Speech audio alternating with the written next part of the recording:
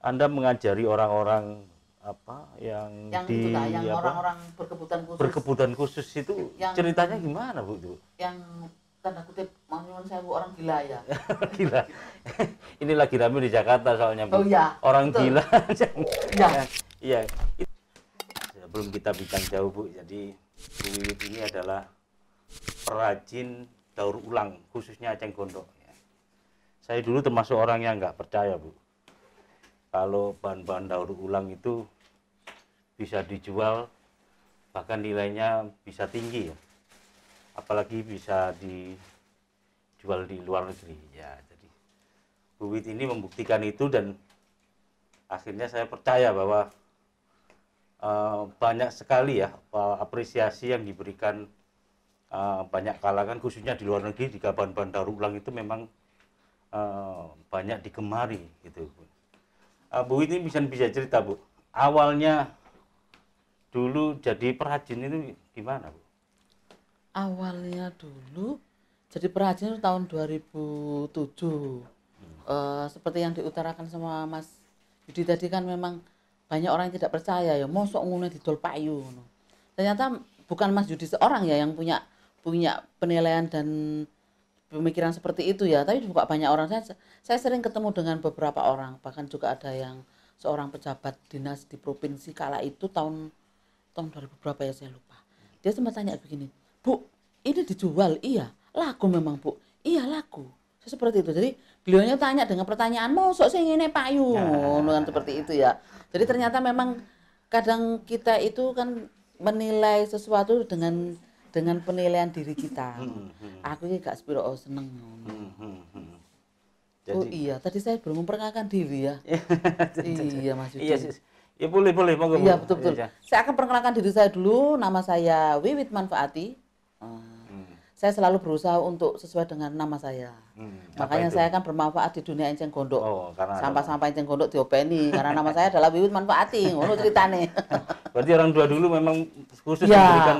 Betul, kayaknya begitu. Saya anak pertama, makanya namanya Wiwit yang jadi pertama kawitan yang bermanfaat. Nah, betul jadi yang bermanfaat. Tapi memang dari kecil prinsip saya adalah saya dimanapun saya berada, saya bermanfaat di tempat yang saya berada tersebut. Itu memang prinsip saya dari kecil seperti itu. Nah, kita lanjutkan yang tadi ya, saya kepotong gara-gara perkenalan itu ceritanya. Tahun 2000 ada beliaunya tadi ya. Akhirnya saya juga beliau memang heran ya.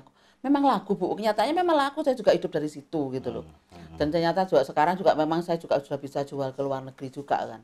Nah, awal saya memulai usaha itu tahun 2007. Waktu itu di kelurahan saya, di Kelurahan Kebraon itu ada pelatihan untuk warga Gakin. Jumlahnya itu 30 orang peserta tapi Gakin, sebentar. Gakin ya, warga miskin tahun 2007. Bu Wiwit termasuk golongan Gakin gitu. Sebenarnya aku ki Gakin Mas, tapi gak diakoni. Ceritane. Saya itu Gakin. Sungguhan Gakin maksudnya. Iya, kan tapi kan dulu itu karena saya waktu itu saya juga kadernya PL apa ya, kader PLKB kalau enggak salah ya di di RT di RW itu. Kan Gakin itu kalau enggak salah ada kriteria rumahnya ukuran sekian kali sekian, lantainya keramik. Terus kemudian makan nasi makan ayam berapa kali seminggu, daging berapa kali. Lah dengan kriteria yang dimasukkan itu kalau sudah tidak di bawah kriteria itu berarti kan di atas kriteria itu berarti kan saya tidak termasuk Gakin loh. Tapi pada saat itu memang kondisi ekonomi saya lagi jatuh-jatuhnya kan. Saya habis usaha dibujui ambek konco, utang numpuk, debt collector yang nagih antri kayak antriane rel kereta api, gerbong kereta api ya. Jadi selain kan saya juga Gakin yang dimakan aja juga enggak ada. Seperti itu. Nah, kemudian saya ikut pelatihan itu sebenarnya untuk Gakin, tak jane aku iki Gakin tapi gak diakoni. Karena saya tinggal di komplek, gak diakoni di Gakin. Gitu. Tapi akhirnya saya ikut pelatihan itu untuk memenuhi kuota peserta yang 30 itu, pelatihannya selama 10 hari. Kemudian setelah 10 hari itu sebentar Bu. Gakin itu dalam arti Ibu dalam kondisi yang tidak secara ekonomi ya? Iya, secara ekonomi kebutuhan saya sudah tidak bisa tercukupi. Ya, setelah gagal, dulu bisnisnya apa? Saya dulu awalnya kan saya kerja. Saya kerja di kantor swasta di Jalan Urut Sumarjo situ, di percetakan. Kemudian keluar dari situ saya kerja lagi di kontraktor. Kemudian kontraktornya pindah ke Jakarta, saya diajak ke sana enggak mau, saya kepingin menetap Surabaya. Akhirnya saya pindah lagi kerja lagi juga di kontraktor lagi. Begitu saya hamil anak pertama, saya keluar kerja. Mm, mm. Ternyata saya sakit waktu itu, saya juga enggak tahu sakit apa, kayak rematik gitu di sebelah sini. Akhirnya hamil 7 bulan kalau enggak saya keluar dari pekerjaan itu. Kemudian setelah keluar kerja saya di rumah, jadi ibu rumah tangga sejati lah istilahnya ya. Terus kemudian saya beli rumah kan di Kebraun itu, saya aslinya kan Suami waktu Medaeng. itu kerja Suami saya masih kerja di kantor juga di kontraktor waktu itu. waktu Kemudian itu, masih kerja. Terus kita beli rumah di Kebraun. Kemudian kan kalau enggak salah Krismon tahun 2017 kalau enggak salah. Kok 2017 sih? Ya, 2017 ya? Bukan. 2007. 2000 berapa ya? 98 itu yang anu. Pokoknya yang sampai dolar 17.000 kalau enggak salah. Ya, 98. 98. Nah, Krismon 98 itu kan akhirnya semua perusahaan-perusahaan kan banyak yang bangkrut termasuk perusahaannya suami saya. Jadi suami saya juga dikeluarkan dari perusahaan itu. Akhirnya tahun 2000 saya beli rumah di Kebraun. Saya pindah ke situ lah, mulai situ ekonomi mulai turun, ekonomi saya maksudnya. Mulai turun sampai biaya keuangan hidup saya aja untuk biaya sekolah anak saya itu ditanggung sama adik saya. Anak saya kan 3. Ditanggung keluarga? Ya, jadi yang satu adik saya satunya yang iya sampai seperti itu. Sampai seperti itu loh. Karena kan uang tabungan saya sudah habis dipakai untuk modal usaha kan sama suami sama temennya. Saya enggak tahu kalau temennya itu mafia tukang bojok juga ternyata ya. Gitu ya. Iya, tapi memangnya orangnya cerdas dan pinter ya, cara ngomongnya juga baik. Saya juga sempat ngopeni kan dia kontrak di rumah sebelah gitu loh. Tapi omongannya dia itu sering saya pakai. Termasuk instruktur saya ingat sampai sekarang tuh gini, kalau kita ingin jadi orang besar, jangan ambil rezeki yang kecil. Rezeki yang kecil kasihkan orang kecil biar kita dapat rezeki yang gede. Betul memang itu. Ya omongannya orang itu. Dia memang jelek ya, sering bujuki aku dengan cerita macam-macam. Tapi ucapannya dia itu banyak yang baik-baik, banyak yang saya simpen untuk saya terapkan sekarang sih, sering saya terapkan seperti itu. Nah, waktu itu tahun 2007 ekonomi wis jatuh nemen ya. Sampai rumah saya juga mau ambruk atapnya ceritanya itu tak mono. Sampai seperti itu.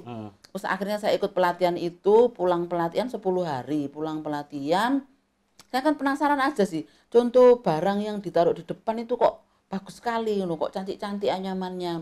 Saya bikin kok jelek. Iki mesti ono sing salah iki. Bukan salah yang ngajar iki. Ketok salah sing diajar iki. Saya cuma nyari nduk dia kelemahannya itu di mana ya. Kan kebetulan juga di belakang kompleks saya itu ada waduk. Ada yang bilang waduk Kebraun, iya, ada yang bilang waduk Kedurus. Ono sing bilang waduk Wiyung, pokoknya ono waduk lah nang mburi omaku ya. Habis gitu saya ambil enceng gondok di situ, kan sudah ada yang kering. Ada pengepul banyak, saya beli di situ 1 kilo kalau enggak salah harganya cuma 3.000. Nah, saya beli di situ, kemudian saya bikin cetakan sendiri. Tetangga sebelah habis bongkar rumah, bekasi plafon itu, saya minta tripleknya. Terus kemudian juga reng-reng yang kecil-kecil itu saya pakai untuk apa namanya ya, pinggir-pinggir cetakan itu kan harus ada penguatnya kan.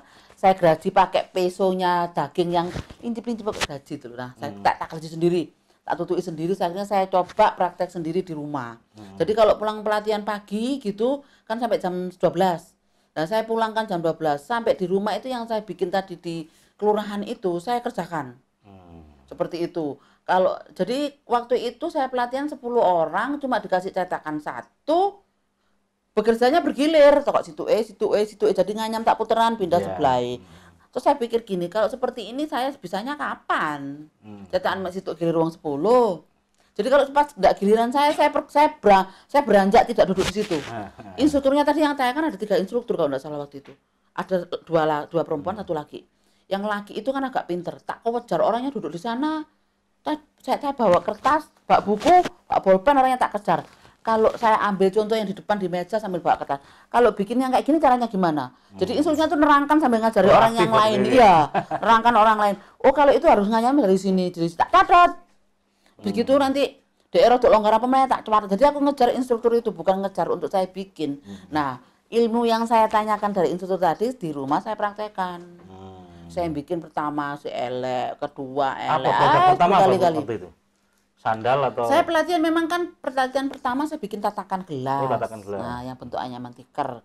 Kemudian pelatihan kedua saya bikin tas waktu itu. Nah, yang saya tindak lanjuti di rumah itu yang tasnya. Soalnya saya pikir kan lebih rumit dan kemudian juga hasilnya lebih bagus gitu lah. Karena saya memilih untuk tas itu. Mengulang-mengulang saya lihat tuh kok di situ gilik-gilik ya. kok anyaman saya jelek, mesti ono sing keliru. Saya tanya ke instrukturnya, jawabannya dengan sederhana. Nanti ada pelatihan berikutnya kita ajari ngono. Tahap berikutnya. Iya, entah berikutnya kapan saya kayak mari-mari kayak gitu ya. Terus akhirnya saya secara tidak sengaja waktu itu saya menemukan triknya itu enceng gondok saya taruh di luar malam. Begitu pagi tak demok lu tiba enceng gondok kok lemes yo. Dianyam lebih enak. Baru dari situ saya tahu bahwa kalau mau nganyam enceng gondok itu dilemeskan dulu. Pakai ilmunya air. itu ya. Nah, itu nemu dari mana ilmu seperti itu? ya nemu gara-gara enceng gondok tak taruh di luar tadi. Kena embun malam, semalam kan. Malam. Begitu pagi saya pegang loh kok lemes, ternyata dianyam lebih enak. Iya, betul.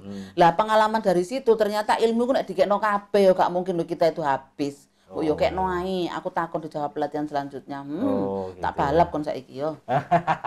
Semangatnya seperti itu. Iya, makanya sekarang tuh kalau saya ditanya apapun sing aku iso tak kekno kabeh nyo. Wong tak kekno kabeh blek kae durung karuan orang bisa berkreasi seperti punya kita kok. Lah apa disimpen-simpen disembunyi-sembunyikan? Enggak akan ada produk yang sama dengan satu tangan, dengan dua tangan. Iya betul. Setiap orang punya pemikiran masing-masing ya, kan kepalanya juga masing-masing. Jadi meskipun nyontoh plek pun juga masih konangan. Iku nek WI si A. Lho iku kok punyanya si A dipakai si B lho. Oh karepe iki niru punyanya si A tapi dadine kok gak sepersis ya. Ada pernah kejadian ya, saya punya teman namanya Bu Ari Bintarti ya. Saya pernah ditelepon gini, "Mak, produkmu itu loh ngene pik di Kedudoro, ada showroomnya dinas ya. Wah langsung persis kayak punyamu gitu loh, cara nyulami, bentuknya barang. Tapi aku ngerti nih itu punyamu, beda kok lebih apik punyamu. Warnanya, bentuk sulamannya. Saya ditanya gini, iya ta, saya gitu kan. Ternyata betul, saya cek ke sana betul ada yang meniru kayak punya saya.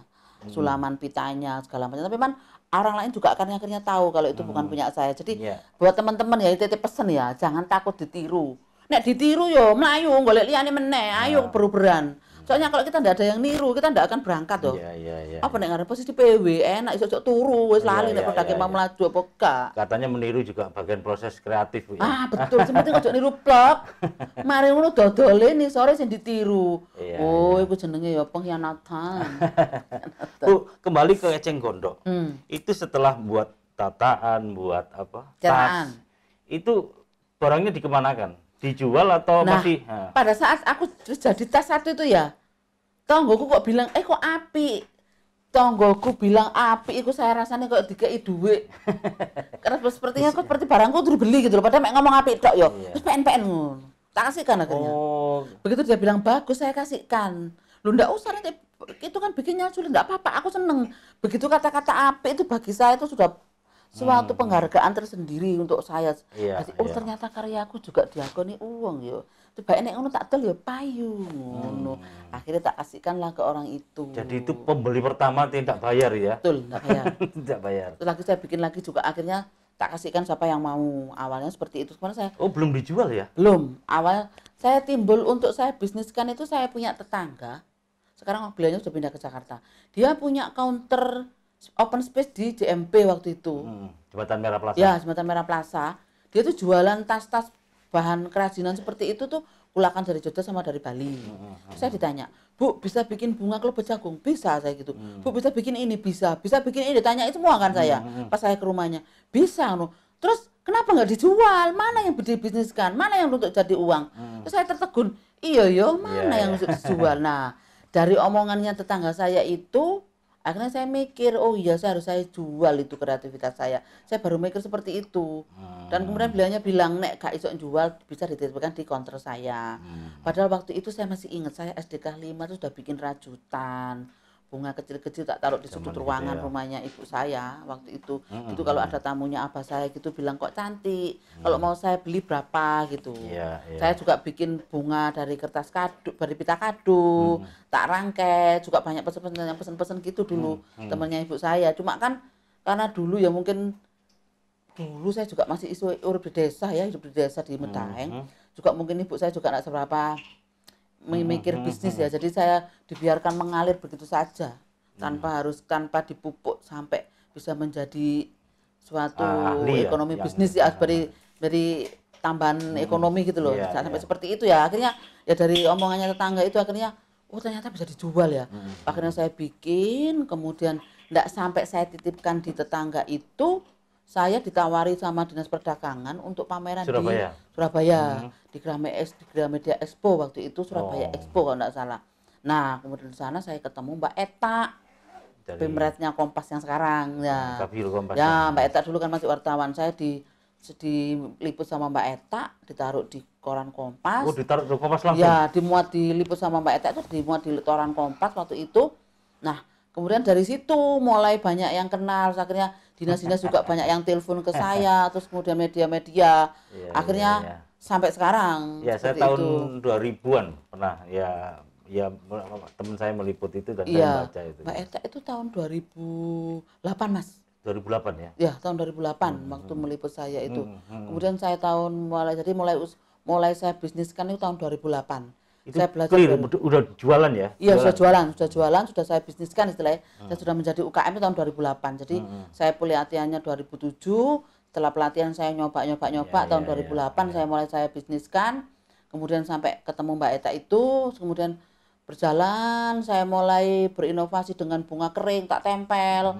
Mulai dengan saya lukis juga si tas enceng gondok. Saya mikirnya kan gini, kalau dia tampilnya opo ono enceng gondok gitu kok rasanya kurang menarik ya. Akhirnya saya coba dengan tempelan daun kering. Ternyata daun kering itu kalau kita tempel itu juga enggak berapa kuat ya. Kalau kita pakai gerak-gerak apapun dia bisa rotoli lah istilahnya seperti itu. Akhirnya saya lukis. Ternyata ada kendala juga di lukis itu medianya kan enggak rata anyaman enceng gondok itu. Akhirnya kalau kegoser-goser juga mengelupas itu catnya.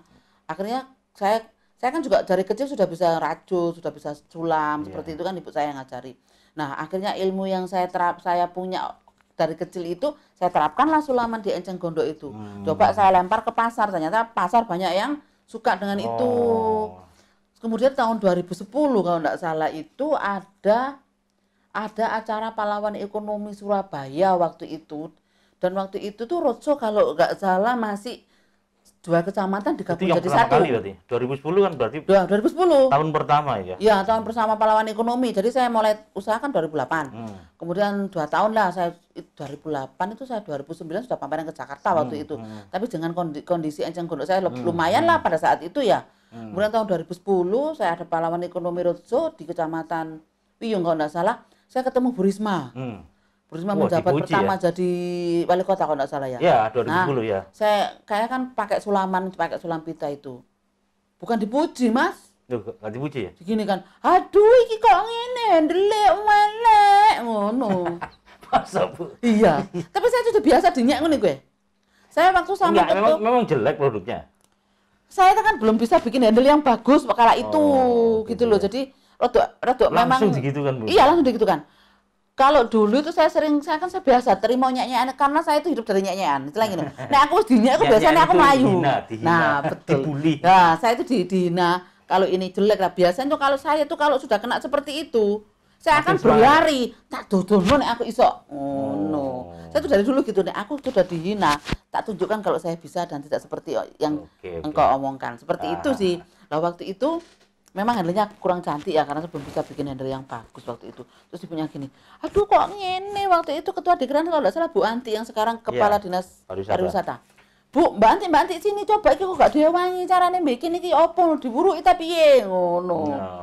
Tapi bagus ini cuma handlenya aja yang kurang cantik. Bu Risma bilang begitu. Terus akhirnya dapat 1 minggu gitu saya dipanggil ke Pemkot sama ibunya itu dikasih contoh piring sangu 1 tumpuk gitu, Mas. Dari mana? Ibu Bu Wali, Bu Risma. Enggak, barangnya dari mana dia? Enggak tahu punya Bu Risma enggak tahu. Ada piring sangu 1 tumpuk dengan berbagai macam bentuk. Bilang gini, "Saya minta tolong dibikinkan piring dari enceng gondok yang kayak gini piringnya." Saya bawa pulang contoh piring itu. Belum pernah buat Bu waktu itu. Belum. Saya cuma bikin tas-tas doang ya. Tas-tas dia. Habis gitu tantangan ini bagi saya ya.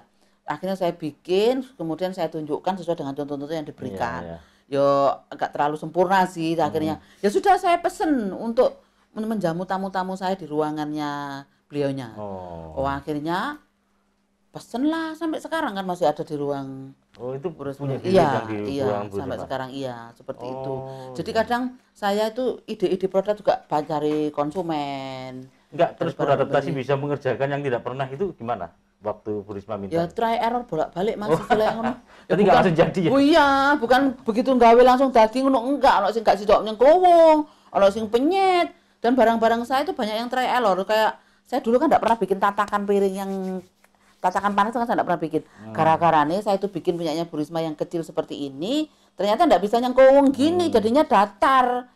Aduh kok aku ya gemes, sudah tak inggirkan, akhirnya saya nyoba lagi sampai akhirnya bisa jadi seperti piring yang bentuknya nyengkowong gini. Lah pada setelah selesai pesenannya ibu itu selesai, terus saya kan ini eman ya kalau ini dibuang yang enggak nyengkowong enggak, datar enggak. Akhirnya saya tindilah sama paving sama apa yang saya cor gitu, saya penyet lah istilahnya. Oh ternyata bisa dipakai tataan ya. Akhirnya saya bikinlah tataan dari piring yang tidak jadi tadi, tak penyet sekalian biar penyet. Akhirnya saya lempar ke pasar. Lah kok ternyata ada orang pesen tatakan. Tatakan ukuran sekian. Yang Bu Risma tadi bisa akhirnya. Nggak masalah ya? Nggak masalah. Akhirnya malah minta dibikinkan yang model lain gitu. Kalau nanti mamanya sudah 2 tahun, tapi Bu. bahannya tetap eceng gondok. Bahannya tetap eceng gondok. Sudah 2 tahun, Bu, saya ingin ganti kok cuma kan sudah 2 tahun ganti model baru gitu. Biasanya begitu. Jadi saya bikinkan yang model baru. Nanti juga ajukan contoh berapa gitu, nanti Ibu milih yang mana. Sudah bikinkan yang ini seperti itu. Jadi inovasinya dan kreativitasnya terus betul. Anu ya. Target saya itu setiap 3 bulan sekali saya harus punya produk baru. 3 bulan sekali? Harus punya produk baru. Oh, jadi selalu ada yang baru di 3 bulan? Iya, betul. Soalnya kan kalau melulu seperti itu aja orang bosen. Ketemu Bu Wiwit ngono maneh. Bu Wiwit maneh pameran, alah ngono maneh. Alanya tuh yang ndak enak. Alanya yang ndak enak. Ngono maneh ngono. Dan kalau saya pameran Inakraf pun setiap tahun saya berangkat. Setiap tahun saya juga temanya harus beda. Jadi orang yang tahun kemarin sudah ketemu saya beli. Oh yang ini aku ndak punya, sudah aku tak beli lagi. Ngono caranya. Tadi 3 bulan ya? Itu kok menemukan 3 bulan itu dari mana Ibu? Ya karena kan orang cepet bosen, aku dewe cepet bosen, aku nek ngono terus aku yang blenek kan mending ae aku cari inovasi baru. Saya tuh kalau ngerjakan sesuatu yang satu, ngerjakno meneh, mengulang maneh, bosen aku. Saya tuh lebih suka kalau mari ngene api, oh guys itu eneng, guys itu eneng. Itu pelajaran nah, untuk para pelaku usaha ya. Saya lebih suka seperti itu daripada mengulang-mengulang, sudah kena mengulang saya kasihkan orang. Jadi tolong harapan gitu. Selalu ada yang baru, jangan selalu ada yang bingung ya. Nah, jadi kadang kita ide itu dari konsumen, dari lawan apa nek ngarani ya Mas ya. Kompetitor. Nah, dari kompetitor. Soalnya ngene, lho, pekku wis dicontoh karo iku. Lho, aku wis gak katene gawe ngono meneh, golek maneh lah. Ayo ubren aku. Sampai kapan kon? Ayo beruberan. Gitu ya, Disik-disik ana. Ayo ngono, saya gitu kalau saya dicontoh wong. Kalau saya enggak marah malah. Itu kenapa Bu Wit juga dikenal nggak pelit ilmu ya, Bu? Kalau kita itu. Betul. Saya memang enggak pelit ilmu, saya mikirnya soalnya gini.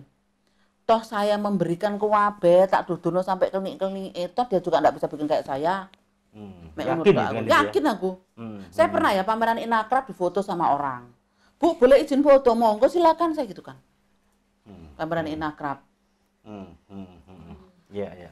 Terus akhirnya ada wartawan yang ngomong, Bu, ada orang foto kok Ibu dibiarkan saja ngono. Pameran Inakraf ini bisa jadi Ibu itu memberikan ide ke orang lain loh. Kan Ibu juga mengambil ide dari orang lain kan. Iya, Ibu nak difoto wong kok oleh. Lah buat apa saya takut? Kalau enggak takut, nanti Ibu pulang bulan depan nih kalau enggak kayak punya Ibu. Saya digitukan kan sama wartawan. Loh, kalau dia bikin kayak punya saya, aku enggak liyane meneh lah Mas. Dunia ini lebar kok, inovasi juga banyak. Saya gitu. Dan saya juga inovasi produk saya itu bukan dari ide dari saya pribadi juga tidak. Kadang juga dari konsumen.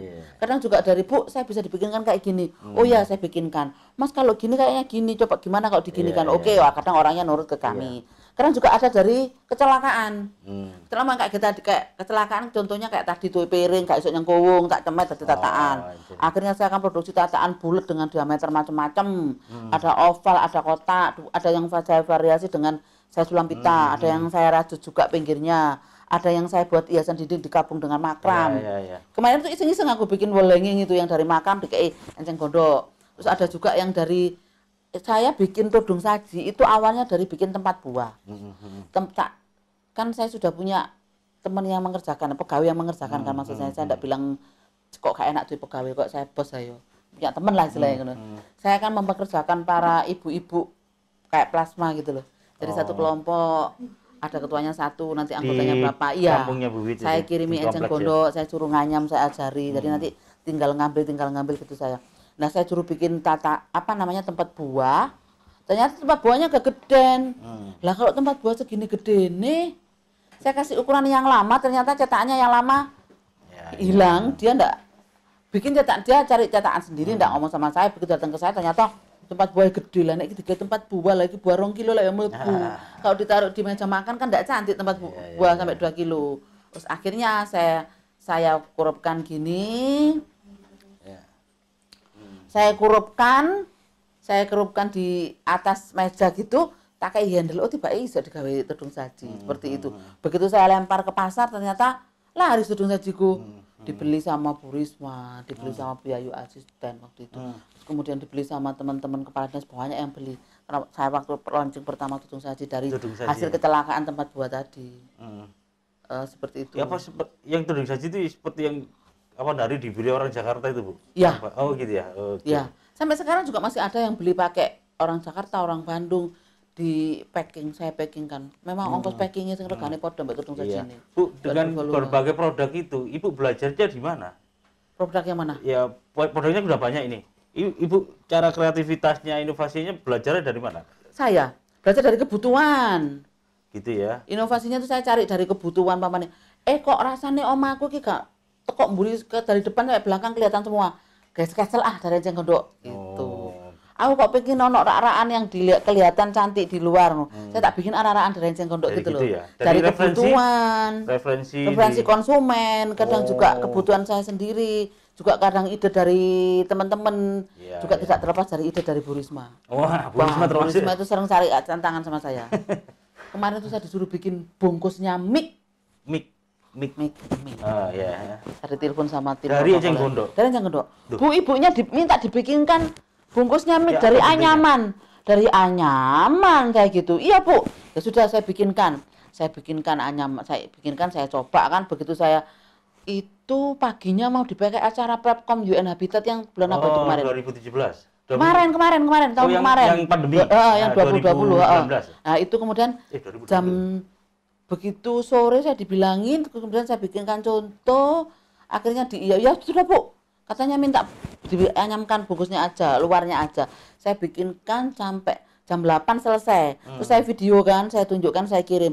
Kayak gini tah ngono.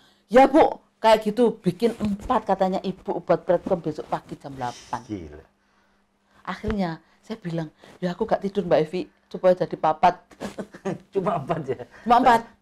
Tapi saya kerjakan mulai malam jam 8 itu. Ya. Saya kerjakan sampai pagi 5:30 itu masih kurang satu mic saya kerjakan, akhirnya jam 8 pagi dikirim suami saya ke Pemkot, tapi sudah steril semua kan. Iya, karena memang pandemi. Iya, karena ada acara waktu Prepcom yang kemarin itu. Seperti itu. Jadi tapi Prepcom tahun 2016.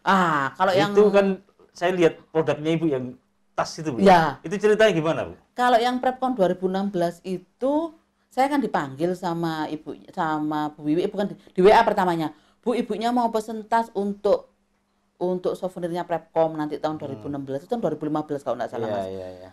Bikinkan contoh ya gitu. Terus saya bikinkan contoh, saya antar ke sana, saya kasih batik tak tempel gitu loh, Mas. Kan pikirnya saya bilang Bu Wiwi-nya matanya gini. Bu, pesen 1.000. Pikir 1.000? Saya itu pesen 1.000. Dengar saya 1.000. Waduh, kalau 1.000 kalau saya sulam kan lama. Tak kasih aja tempelan apa namanya si kain batik maksud saya. Tak kasihkan, saya serahkan contohnya, katanya Bu ini.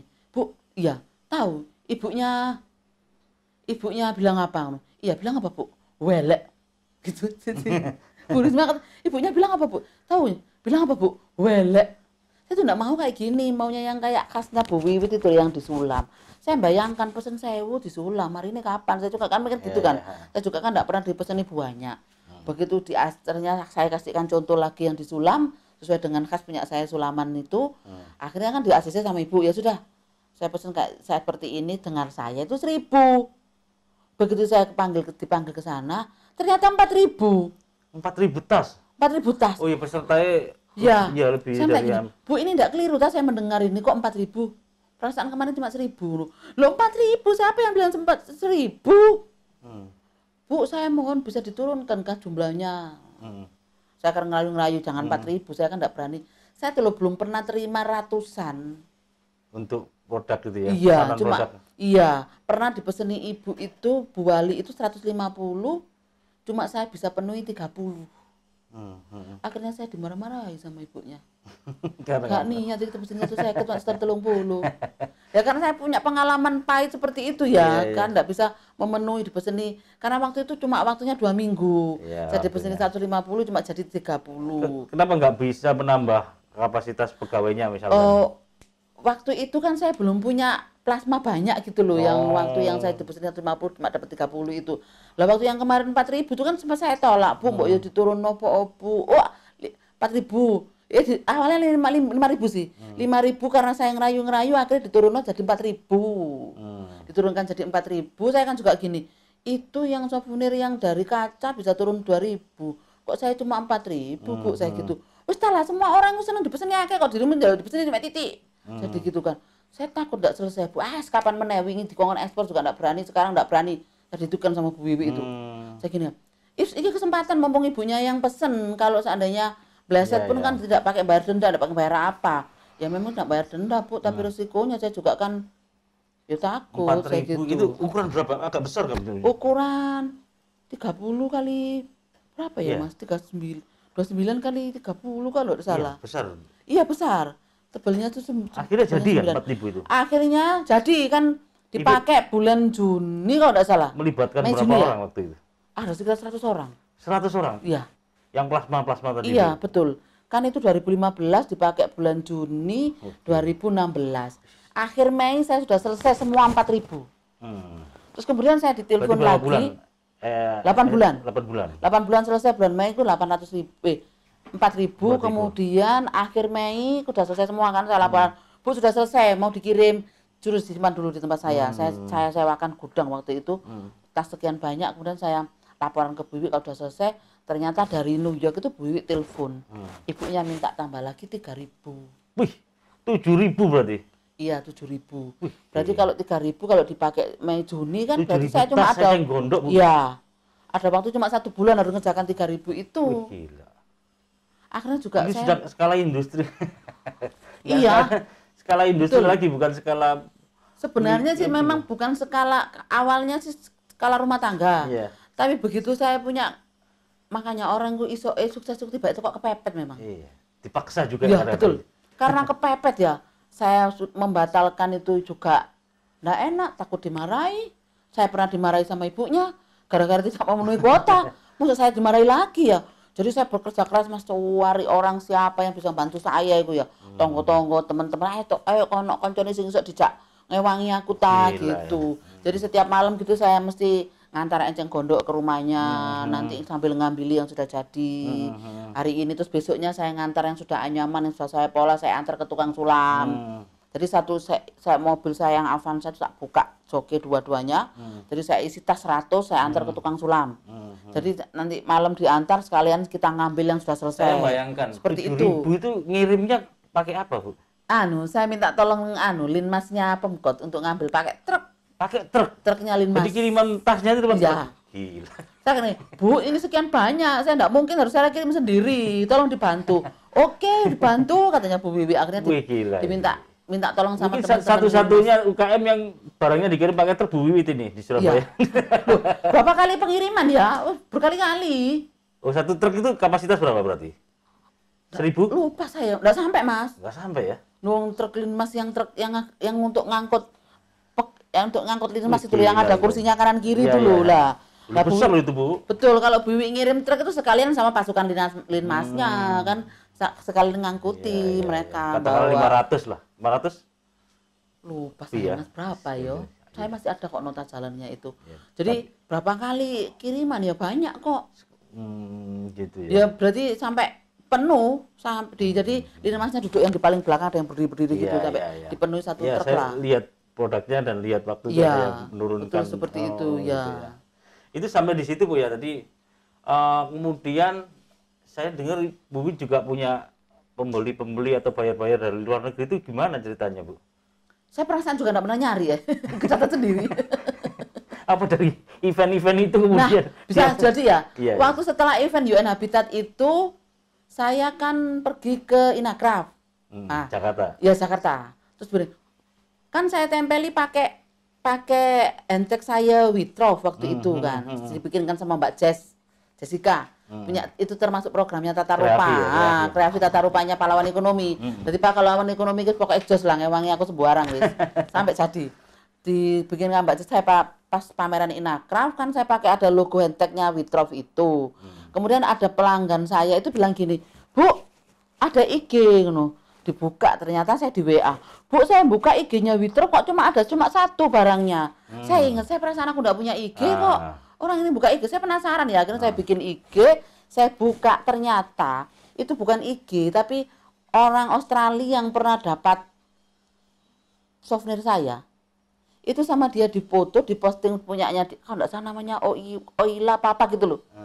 Di Oila. Di Instagramnya Oila itu sama dia di tag Witrof. Makanya ono emek siji sini aku dapat saya bikin iki gara-gara iku mau. Gila nih kan. Gila nih desa maksudnya. Ibu sendiri enggak aktif di online enggak saya aktif. enggak punya sosmed, gawe ini Facebook juga jarang dipakai, IG juga enggak pernah bikin. Dan saya bikin IG gara-gara konsumen Jakarta tadi WA saya kok saya buka IG-nya kok cuma isinya satu. Perasaan enggak duwe IG deh. Aku sama anak saya dibuka kan, dibikin IG dibuka ternyata itu tadi orang yang dapat souvenir tadi diposting di tag pakai IG Witrof tadi. Akhirnya saya bikin lah IG Witrof gitu ceritanya. Jadi bikin setelah ada kejadian. Terus kalau bayar itu saya enggak tahu. Begitu, "Bu, saya mau pesen ini, mau saya ekspor." Pesannya gimana waktu itu, Bu? Yang dari luar negeri gimana? Ya lewat IG itu. Pas yang dari luar itu dari buyer. Oh, dari bayar juga. Ya jadi orang yang mau ekspor dia beli barang saya dari Bali. Itu kemarin karpet tuh segala ukuran macam karpet tuh dimod yo sak pickup gitu dibawa ke Bali. Mau diekspor katanya dia. Terus ada lagi saya juga punya pelanggan ekspor itu yang rumahnya di Kertajaya situ. Perempuan orangnya. Dia ngambil tas yang kotak-kotak gitu. Macam-macam. Kadang ada yang tataan piring, ada yang box-box gitu. Dan dia ini ekspornya bukan hanya enceng gondok tapi berbagai macam kerajinan yang dia ngambil dari mana gitu loh. Nah, kemudian ada beberapa barang saya yang di Bali itu juga begitu. Terus kalau saya ekspor sendiri dalam bentuk sak kontainer box ini belum berani saya. Tapi kalau barang saya sudah saya kirim ke Jepang juga sudah.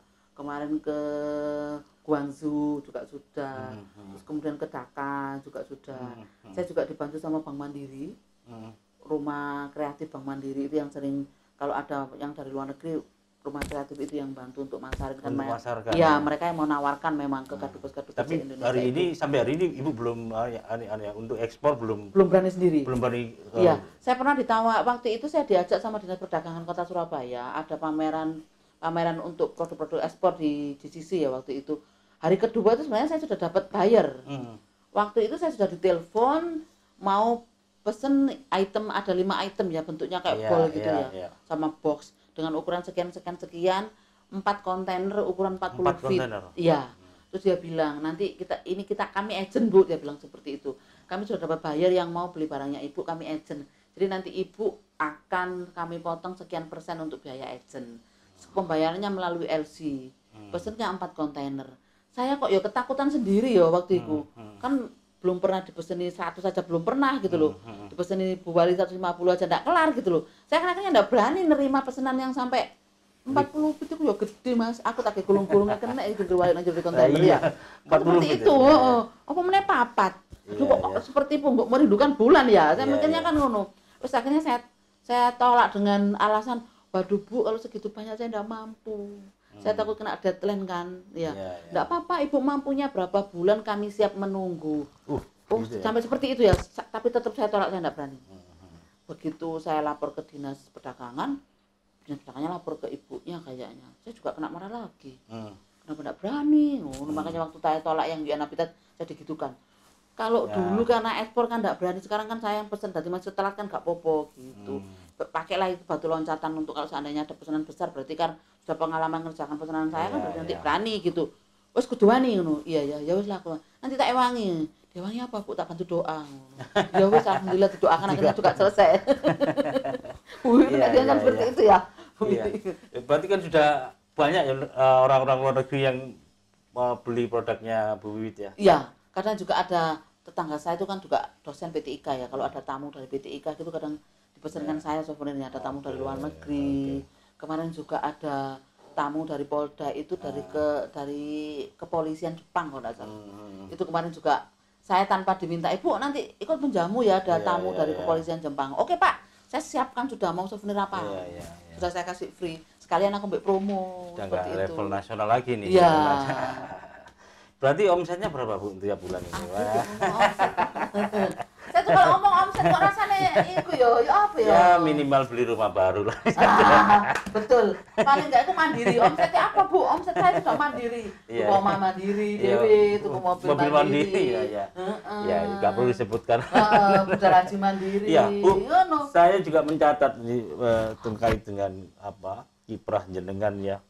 Anda mengajari orang-orang yang di orang-orang berkebutuhan khusus itu ceritanya gimana Bu itu? Yang tanda kutip mau nyuwun sewu orang gila ya.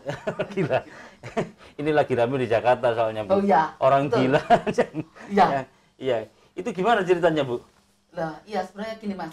Saya waktu di Jakarta Ibu Bu Risma dibilang katanya men-setting ya. Iya. Jangankan orang gelandangan, di Surabaya tuh orang gila aja diajari keterampilan kok, apalagi orang gelandangan. Saya pikirannya jangkep lah seperti itu ya. Iya. Saya memang orang Jakarta kan belum tahu ya di Surabaya itu seperti apa. Jadi saya maklum kalau mereka di sana mengatakan kalau Bu Risma itu settingan seperti itu kan. Ya maklum, cobalah datanglah ke Surabaya. Saya itu mulai ngajar orang-orang gila di Kepote itu. Gila itu gila beneran Bu? Ya iya, udah ada marah itu gunting dilempar kok pernah kena kakinya tapi saya sampai berdarah. Gimana sih? Waktu itu kepala dinas sosial itu masih Pak Pomo sekarang kepala dinas pendidikan itu. Dia cerita sama saya, duit aku tuh punya binaan orang-orang gila yang proses penyembuhan tapi ono sing gak sembuh gitu di penampungan orang-orang gila itu di Kepote sana. Dan setiap 1 bulan sekali itu ada pelatihan untuk membuat pendampingan alhasil untuk melancarkan kreativitas mereka, pokoknya mencalurkan tangani DE ngono ae lho. Tapi saya juga kekurangan modal dan juga waktunya hanya 1 bulan sekali. Ya apa ya caranya? Sudah Pak, saya mau bantu saya gitu. Jadi Pak mau cerita, aku langsung mau mengajukan diri untuk mau membantu gitu loh Mas ceritanya awalnya. Akhirnya saya bantu ke sana, saya bawa bahan-bahan yang di rumah tak ajari bikin. Apa pelajaran pertama apa di sana? Oh aksesoris ya? Saya bikin aksesoris kan agak gampang. Nah saya ajari bikin aksesoris, kemudian saya bikin keset, bikin macam-macam lah dengan bahan yang ada di rumah. Begitu ada tamu ternyata dibeli kan. Akhirnya kepala Liponsosnya waktu itu Bu Sri namanya. Tahu kok ternyata laku, akhirnya sama Bu Sri dikasih anggaran untuk beli bahan. Kan ada anggaran. Enggak. Cara mengajarnya dulu tuh, ya apa? Cara mengajarnya. Komunikasinya minimal. Dia bicaranya gimana? Sebenarnya kalau pas enggak kumat jadi enggak ngomong bisa. Oh. Jadi pas kondisi ternyata orang gila itu juga kumat-kumatan. Oh. Kalau pas dia enggak kumat bisa ngomong ya nyaut. Dikongnya ke jarum ya ngerti. Tahu ya. Gondom ya iso. Dikongkon gunting ya iso tapi berarti urusan konsentrasinya ya Bu ya? Iya, hanya konsentrasinya aja. Gak fokus gitu ya? Betul gitu. Oh. Termasuk mereka bisa diberdayakan loh. Waktu itu saya masuk ke sana tanpa ada kas sama sekali ya. Begitu saya masuk ada kas terkumpul. Saya keluar dari sana itu ada kas sekitar hampir 26 juta. Saya tinggal itu. Ya saya keluar dari sana sekitar 3 tahun yang lalu mungkin. Setelah saya sudah sibuk, akhirnya saya. Jumlahnya berapa waktu itu Bu yang di Liponses? Yang di murid saya orang gilanya di sana itu banyak Mas. Ada ribuan. Ribuan? Enggak yang ikut pelatihan? Oh yang ikut pelatihan paling murid saya sekitar 50. Oh 50 ya? Murid wae kumat kabeh ya karek 20. Kumat kabeh itu nggak mau ikut atau nggak mau ngerjakan apa-apa Bu? Dalam kondisi kan kelihatan toh orang ini kalau kumat itu begitu pendampingnya masuk barak ngono wajahe wis ngene kabeh. Oh gitu ya? Iya. Tapi kalau kondisi enggak kumat itu begitu ada pendamping saya itu masuk ke barak gitu. Aku ikut gitu. Oh, nanti. Jadi mereka sudah tahu kalau ada moodnya juga tergantung ya? Tergantung mood. Jadi kalau ada pendamping saya di depan pintu gitu aja sudah mereka tahu kalau ibu ini itu nanti ngajak saya belajar keterampilan. Dan biasa kalau acara keterampilan saya kasih kue. Iya. Saya kasih permen. Untuk membujuk mereka ya supaya. Dulu awalnya pakai uang saya pribadi, tapi begitu mereka menyaksikan, begitu mereka menyaksikan dari hasil penjualan. Produk yang jadi. Akhirnya kita beli makanan setiap hari itu dari. Ya ini dibuka kepada pelaku usaha yang mau uji nyali mengajar orang gila ya. Ya, Di betul. Surabaya ada ini, silakan. Sekarang saya yang orang gila sudah saya tinggal karena saya sibuk ya, jadi mungkin carikan instruktur yang lain. Iya, iya. Tapi saya masih ngajar yang untuk anak-anak kebutuhan khusus yang autis yang di Kalijudan. Bayangkan ya. Nah, Iya, yang iya. anak autis itu. Oh, yang anak ini ya, yang ya, di... yang kebutuhan khusus yang Ya, mungkin saya tahu itu, Bu. yang mentalnya separuh, Iya, ya iya. cara maksudnya apa ya, berpikirnya separuh seperti itu yang juga masih ngecek. Tapi ada yang kalau nggak salah ada yang sudah mentes itu Bu, yang dari situ Bu. Sempat ikut pameran, iya, iya, iya. Ya ceritain. Pameran jualan yang kita ketemu itu ya. Iya, iya, waktu Iya, itu Bu ya. betul, yang jualan. Itu sakit apa Bu? Itu ya sama rata-rata tuh memang karena mereka Stres ya? karena Apa stres ya? masalah keluarga, Depresi gitu. depresi, ada yang tinggal orang tuanya, ada memang sengaja dibuang ke situ sama saudaranya, Hmm. macam-macam lah Mas Ya penyakit ceritanya. anunya. Ya betul. Tapi alhamdulillah dia bisa jualan dan bisa Kemarin sempat ketemu ya, Heeh. ada orangnya bisa jualan sendiri, akhirnya bisa mandiri. bisa seperti mandiri itu ya. dan sekarang sudah Alhamdulillah. lepas dari Sudah keluar dari Ya, alhamdulillah. dari Kepote. Ya, ini bagi Dari lagi. Konsos, iya. Ya. Kalau yang di Kalijudan itu anak-anak autis itu yang memang dia punya kebutuhan khusus itu Iya, iya. bukan cacat fisik ya, tapi cacat mental. Jadi itu juga kita ajari bikin keset, bikin Iya, tempat iya. pensil, bikin macam-macam. Iya. Seperti itu. Yang Juga mentas termasuk kayak gitu ya nggak banyak juga Bu ya. Soalnya memang butuh proses. Iya, nggak banyak. Yang banyak mentas itu malah yang anak jalanan yang di kampung negeri. Oh, yang yang di mana itu Wonorejo. iya, iya, iya. Nah, itu sudah ada yang kerja di Hotel Mercure juga. Iya. Wah, ini. Juga pernah anaknya itu memang saya pekerjakan di rumah saya. Ada 5 anak mungkin yang saya pekerjakan Gitu di ya? rumah saya itu ya. Salah satunya sekarang sudah kerja di Hotel Mercure itu. Iya, iya. Ya, kita nggak banyak tahu saudara karena memang di Surabaya ini apa yang dilakukan Bu Risma itu memang tangible nyata gitu kan. Ada detailnya juga ada, terus kemudian apa yang melibatkan pelakunya juga ada. Jadi Ya. bukan hal aneh gitu ya Mas ya. Makanya begitu Bu Risma ngotek-ngotek gelandangan bingung ngapa itu. Iya. Kalau di sini biasa wong gendengnya Ya, diopeni. wong gendeng diopeni. Dan itu bukan warga Surabaya kan? Loh betul. Loh, saya sendiri itu loh, saya tanya mesti Iya, kamu orang iya. mana gitu. Bukan Iya, iya. saya ada cerita khusus ya yang di orang-orang gila itu. Waktu itu saya kan di situ ada orang yang pakai anak yang pakai jilbab. Dan gilanya tuh enggak parah gitu loh. Ternyata bukan gila, ternyata dia gelandangan dia orang NTT ke Surabaya sama temennya. Dia cari kerja, ternyata temennya ini sudah dapat jodoh di Surabaya, bawa balik ke NTT. Lah anak ini ternyata tetap gelandang di Surabaya, ketakutlah bawa ke Kepote. Terus masuk kelas saya keterampilan, saya tanya, rumahmu mana? Saya asli NTT Bu.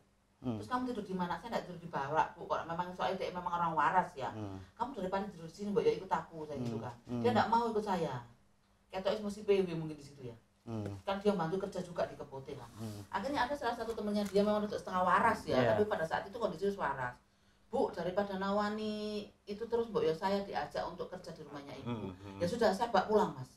Orang NTT juga namanya Ana. Saya kerja di rumah saya, akhirnya kan sudah lama enggak ketemu ibunya. Saya tanya, kamu dulu ke Kepote itu sampai ke Cakup ceritanya gimana? Dia kerja di Semarang, pingin pulang ke NTT sama bosnya diantarkan ke bandara. Dia telat masuk, akhirnya tiketnya kan hangus, nggak bisa berangkat kan. Akhirnya dia ditulungi sama Pak Satpam, diantar ke rumah saudaranya, dinaikkan taksi. Akhirnya di situ ternyata saudaranya tuh kos satu laki-laki semua. Dia keluar di kos-kosan itu kelelahan di jalan, dicakup lah, dibawa ke Kepote. Akhirnya mau ikut saya. Kan sudah lama nggak pulang ke NTT. Ada sekitar 5 tahunan, begitu ikut saya berapa bulan kan sudah punya gaji. Akhirnya dia minta pulang, saya belikan tiket dari gajinya itu, akhirnya dia pulang ke sana. Sampai di sana dia telepon saya, Bu saya mau balik lagi aja kerja di Surabaya ikut Ibu. Tapi tidak punya sanggup untuk beli tiket, ya sudah saya kirimi uang untuk gitu, saya belikan tiket ya, untuk beli tiket di sana. Akhirnya dia balik lagi ke saya. Ya itu kemudian rezeki Ibu nggak pernah Ya kering itu Bu ya. Mungkin seperti itu. Terus akhirnya dia di rumah saya berapa tahun ya waktu itu. Lah kok ternyata gilanya kumat. Gilanya kumat. Kalau mau urusan di orang gila sama Bu Wiwit ini lagi. Gilanya kumat saya masukkan Bapak Kepote lagi sama Bu Erni waktu itu kan enggak salah Bu Sri. Bu bawa ke Menur. Parah lagi ke Menur ya. Bawa lagi ke Menur, dirawat di Menur setengah bulan kalau enggak salah. Dia sembuh, dibalikkan lagi ke Kepote bilang gini, Bu aku enggak mau di sini, aku mau ke rumahnya. Dia sudah ke rumah saya. Sampai gitu Bu Iya. ya. Enggak takut dia minta pulang, saya pulangkan. Saya pulangkan kan, saya sudah putus komunikasi sama dia sudah 3 tahun ini saya putus. Ya berarti sehat. Belalang Mas. Oh enggak sehat. Seminggu yang kemarin dia ngechat saya. Oh ngechat. Telepon saya. Bu Wiwit saya anak-anak siapa saya gitu. Ternyata lulus, Bu, anak NTT, kamu sekarang di mana di NTT? Lah kamu kok tahu nomor telepon saya gitu. Ternyata dari Facebook saya ngecek. Facebook itu juga jasanya banyak ya. Baru sadar aku. Saya jasanya banyak. Ya jelas lah Bu. Kamu dapat nomor saya dari mana? HP-nya dia hilang. Katanya waktu pulang itu kan saya belikan HP. Oh, dia main Facebook ketemu. Berarti dia sehat ya? HP-nya hilang, sehat baik. HP-nya hilang, akhirnya dia beli HP lagi. Dia buka-buka, bikin Facebook. Iya. Kayaknya buka Facebookku kan disitu saya tulis ada di. Iya, kan ada foto, ada macam-macam. Tak buka, kok iso ndok nang Facebook ya? Aku rada ndeso kan. Tak buka di data pribadi ternyata ada nomor saya. Oh, dari sini ternyata dia nyari nomor saya. Akhirnya dia sekarang pengen balik Surabaya, bilang pandemi kok ayo mari. Yo, baca itu. Iya, ketemu Tapi apa nih? mungkin kalau ke sini sudah bawa makanan, Bu. Saya sudah sembuh, Bu. Kamu kerja di mana? Saya gitu, saya kerja di toko, Bu. Tapi enggak enak kerja di toko, Bu, saya enggak bisa tidur kan. Ya, Bu, kalau cerita pengalaman sukses mungkin banyak sekali ya, Bu. Yang belum tahu banyak orang, Bu Wit ini pernah dalam usaha ini ya, pernah jatuh atau pernah dibohongi atau nggak laku atau gimana? Yang paling menyakitkan. Tapi saya enggak sakit ya, enggak pernah sakit sih. Enggak, yang paling mengenaskan waktu itu apa, Bu? Enggak, saya sih memandangnya enggak sampai mengenaskan lah. Saya dibujuki orang juga banyak sih. Iya. Tapi maksudnya saya enggak sampai merasa ngenes ngono ndak saya. Gak apa-apa lah, wong rezeki itu Allah yang ngasih. Nek kon bujuki aku ya kon kok oleh balasan 10 kali lipat kon bujuki aku mek ngono. Sedang dulu kan waktu saya jatuh kan gara-gara juga dibujuki orang ya. Dan saya sekarang sudah mulai usaha dan juga dapat usahaku sok didelok lah. Bisa untuk menghidupi satu rumah lah, nyekolahkan anak, nguliakan anak ya. Juga ngopeni kehidupan ya. Iku aja dibujuki wong, Mas. Gitu ya. Iya. Yang orang Bali itu mari nggawa barangku dibayar ket mari ngono nggawa meneh gak dibayar. Ya. Terus ya siapa meneh ono anak berapa juta itu ya. Ya namanya orang usaha kan juga ada untung rugi. Terus ada lagi Ibu mengikhlaskan gitu-gitu. Iya, siapa meneh ditagih dikekno. Timbang ada dia ngamuk-ngamuk ya gak ngira balik duit ya duit. Terus gimana? Ada lagi ya, saya tuh maksudnya nolong, Mas. Ya mungkin kalau orangnya melihat buka tayangan YouTube saya BR Rumongso, ayolah kita punya etikat baik. Dia itu rumahnya daerah Jalan Tumapel. Tumapel Surabaya. Iya. Dia mau buka showroom ceritanya, Mas. Boleh aku cerita ini. Buka showroom home deck. Terus dia ke rumah saya, Bu, saya mau masarkan produknya Ibu di showroom saya. Oh ya sudah, Bu, bolehkah saya bawa dulu kalau laku saya bayar? Boleh. Dia milih barang, saya total, dilebokno mobil sak pickup, Mas. Dia kok dia sak pickup. Begitu dia bulan pertama laporan yang laku iki, oh ya yang ini. Wes bulan berikutnya enggak laporan. Ibu kenal baik kok Mas? Enggak kenal. Ya baru datang kali itu. Cuma saya punya etikat orangnya baik lah. Podo menungsane, podo Jawane. Gitu loh, saya cuma aku mau bantu dia kok mungkin saya juga nanti akan dibantu dengan yang lain kayak gitu. Tak tagih, saya terus begitu ada 1 tahun lebih saya telepon yang nomornya yang dikasih ke saya. Yang biasa dia pakai telepon, saya telepon lah kok orang lain. Saya tanya rumahnya mana, Blitar. Loh, kok aneh ya? Akhirnya saya kan ada 2 nomor, satunya nomor saya telepon. Ya bisa. Ternyata bisa orang itu. Bilang, saya posisi masih di Jakarta, Bu, saya sudah tutup galerinya. Nanti rencana saya mau saya kembalikan. Ya sudah, Bu, enggak apa-apa kalau mau dikembalikan. Tapi nunggu saya balik Jakarta, Bu, mungkin hari Selasa ya. Hari Selasa saya kan koma kan. Bulan berapa enggak ada. Koma. Sampai nek Selasa kan tahun nih kan bulan nih. Jadi yo kan entek sampai saya ini Selasa. Tutup. Tak telepon sudah enggak diangkat. Saya WA juga sudah enggak dibuka. Jadi proses anunya sudah gitu, Pak. Iya. Biasanya angel gitu. Betul, tak WA dibuka tok, mari enggak dibuka. Saya lihat juga masih on. Kan kelihatan toh di WA itu kalau dia online seperti itu. Itu ya akeh totalane Mas Bapak lah. Gitu ya. Ibu mungkin kali orangnya juga enggak punya uang untuk mengembalikan. Entengnya kok entengnya gitu ya. Terus siapa? Enggak usah dipikir jeru-jeru. Tibane tambah ngenes. Kamu ngeduwe ade balik. Iya. Yang dibalik juga gitu tak telepon. Oh iya, Bu, nanti kalau nunggu ini kan saya perbaiki lagi, Bu, saya finishing ulang. Nanti kalau udah laku saya jual, saya bayar, Bu. Oke, Pak, enggak apa-apa. Tak WA meneh dijawab, tak WA meneh enggak dijawab. Mari tak telepon diangkat, tak telepon meneh enggak diangkat. Juang kepira kali telepon nomornya enggak berlaku. Yo, berarti sering kali gitu, Bu ya. Gimana? Namanya orang usaha itu pasti ada dibujuki orang. Iya kan? Be aku bener tau bojo Mas aku lali, ngono ae kan anggap ae hukum karma. Benenteng. Iya. Soalnya tak pikir kayak apa susah-susah mikirnya. Betul ya. Duwe aku nek wis ilang aku kan nang WC ngono lho wis mari ilang. Iya. Kon karo balik. Gitu Kan ya. seperti itu, ben dia juga lega, mari ngono menata, melangkahkan kaki ke depan itu juga mantap, wis diikhlasno wae nek Allah ngono kayak rezeki balik-balik. Gitu aja. Iya, nek Allah kan mentakdirkan itu punya kita ya gak balik aja nih. Iya, Nek ditakdirkan punya kita pasti balik dengan cara apapun. Iya. Seperti itu kok nek nek nolong uang lho gak sedih. Iya. Aku kan kayak biro, aku oleh biro ngene. Ternyata kita dapat dari manusia itu loh mek seiji. Kalau teko Allah ping 10, melu sing 7 ping 10. Iya, iya. Ya melu sing 10 lah. Walaupun Mas. dibujui tadi ya. Iya, jarno kok Iya. dhewe balasan dhewe ya.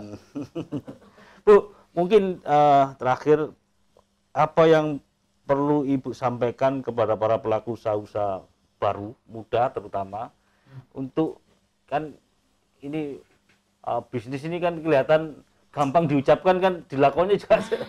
Betul. Si penting tetap enjoy. Begitu ya. Iya, saya itu rugi padi dibujui tetep guyu wae. Duit-duit gak duit kan wong ngeru. Iya, Mana wae duit ya gak tau bengok-bengok. Nek wae gak duit ya gak tau bengok. Dadi wong kok ndelok buyut ya wis lempeng-lempeng ae, padahal pas gak duit ya meneng ae. Mas duit ya meneng ae gitu Mas. Tapi sing penting apa hati kita safe gitu loh. Iya. Nyaman. Dari hati dulu ya. Iya. Pertama. Atine sik ditoto. Nyaman, ojo terlalu gampang mamang. Yo nek kak ngene, yo nek kak ngono, yo nek kak ngono. Karena itu akan membuat langkah kita tidak pasti. Apa itu? Prasangka atau gimana? Nah, prasangka ngene. Kok nek aku gawe iki nek gak payu piye? Nek aku gawe iki dodole nang ndi? Kan seperti itu. Saya dulu bikin produk enggak pernah mikir tak dol nang ndi payu piro. Aku gak mikir ngene. Kok ini kurang apik yo tambah iki, kurang apik yo tambah iki, tambah iki, tambah iki. Kan seperti itu. Nek gak payu sing salah ya wong gak share karena kurang apik. Nek apik kan wong share. Berarti sing salah produknya. Iya. Kalau tidak payu yang salah produknya bukan yang beli. Jadi ngono carane. Kudu diwapakno nek model ngene gak payu, dituang bayu apa ta diwalik nguri kae ngarep ta. Jadi tidak buru-buru menggeser anu Bu ya. Betul iya, terus harus komitmen konsisten nek ngene kene lho, ojo ngalor ngidul. Iya. Ngelirik koncone nek dolan masker rame rek. Moro dolan masker, kabeh sing arepe nganyam sing gondok kasto nganyam, dolan masker. Kayak sakno koncone. Terus kudu konsen ambek barange dhewe. Saya catat ini yang pertama menata hati dulu. Ya, betul. Kedua, dengan yang di atas. wah, ya itulah, oke lah. Kedua, apa Bu? Mau tadi? Konsisten dengan yang produk, dilakoni, produknya, ya ta? Kudu walik kudu ketemu. Ya. Trike eleke apike nduk ndi. Ya, ketiga adalah Ketika percaya sama yang di atas. percaya yang di atas, gitu kan? Wis cukup. Gitu aja. Tiga itu aja yang perlu dibekali gitu. Kalau modal-modal ini gimana? Lah modal iki lho disili kanca iso. Saya dulu modal cuma 20.000. 20.000. Iya. Oh. Modal itu bukan alasan. Zaman sekarang ini lho kanca apik akeh kok, Mas. Aku lho kepengin gawe ngene tapi aku gak duwe. Ya tak sili dhisik. Tanpa kita ngomong arep pengen lho kadang kanca kepengin nyiliki kok. Iya. Kalau kita baik sama orang baik sama kita. Iya. Modal itu nomor paling 50 paling. Iya. Ya, jadi itu ngomong Bu Wiwit ini bisa berjam-jam. Tapi yang jelas beberapa pengalaman yang beliau rasakan ini rasanya memberi value bagi kita ya untuk bahwa berusaha itu memang butuh kekuatan, butuh ketekunan ya, butuh perjuangan gak gampang ngelukru. Bahasa Surabaya gak gampang ngelukru. Berani, wani jadi orang Surabaya. Terus nek wong gak usah ngamuk. Oh iya itu penting Ibu. Yo, seneng gak usah ngamuk. Banyak aku. Oh iya ta. Pelek kok niku kali ngono. Oh iya ta. Yo. Iya, barang bekas saya ngono kae. Aku pernah dijak ngono Mas mbek wong. Lho apa baru gani mbek sakmono barange buwit. Wong ngatasane buwit kok gak kulaan golek nang mburi omah ngono. Aku tahu dijak ngono. Apa buwit kok mek bayar sakmono. Ya dhek kan gak tuku barangnya leles nang mburi omah. Leles itu. Barangku dhek laran barangku. Ya. Baik, itu pembicaraan saya. Moga-moga memberi manfaat. Jangan lupa like, subscribe, komen, dan nyalakan loncengnya di YouTube channel Insight.co. Sekian dari saya. Assalamualaikum warahmatullahi wabarakatuh. Waalaikumsalam warahmatullahi wabarakatuh.